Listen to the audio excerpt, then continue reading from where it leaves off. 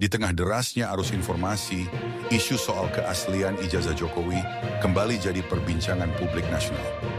Tapi yang menarik, ada upaya tertentu yang tampaknya dilakukan untuk mengendalikan persepsi publik. Salah satunya melalui lembaga survei. Benarkah ada penggiringan opini? Mari kita bahas. Isu diragukannya keaslian ijazah Jokowi ini bukan hal baru.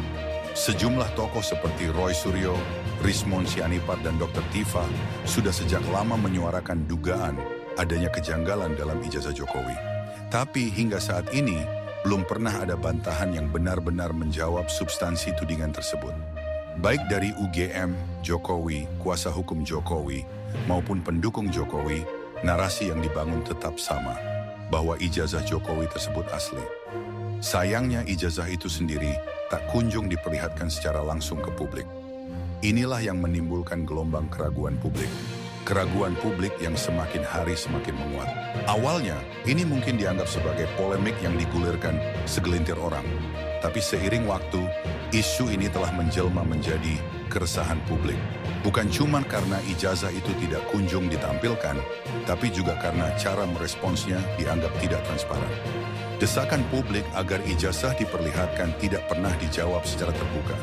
Semakin ditekan, semakin banyak alasan yang muncul. Semakin banyak alasan, semakin besar pula dugaan bahwa ada yang ditutupi.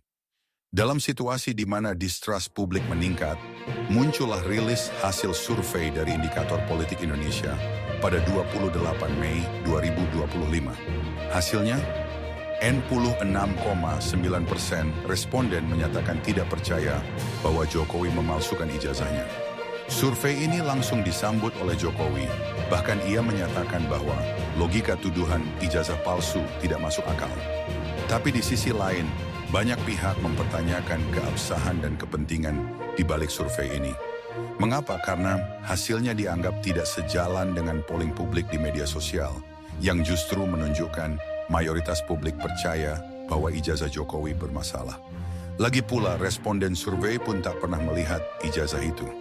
Jadi dasar dari opini mereka pun hanya berdasarkan narasi, bukan bukti nyata.